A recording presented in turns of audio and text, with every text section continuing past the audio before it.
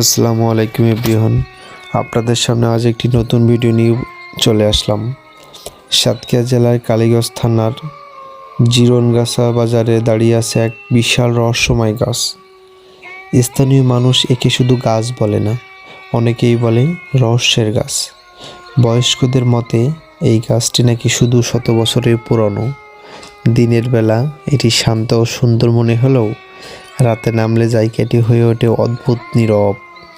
অনেকে বলেন গভীর রাতে এই গাছের ডালপালা থেকে অচেনা শব্দ শোনা যায়, যেন কেউ হেঁটে যাচ্ছে বা কেউ ফিসফিস করে কথা বলছে।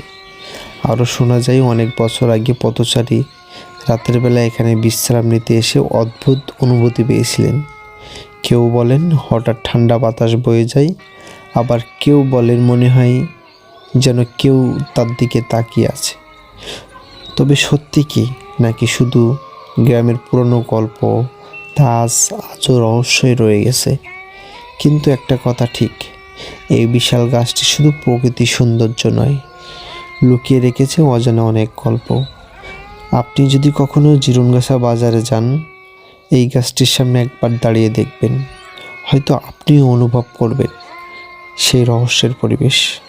আপনার কি মনে হয়, এটা শুধু গাছ নাকি পেছনে লুকিয়ে আছে কোনো অজানা গল্প?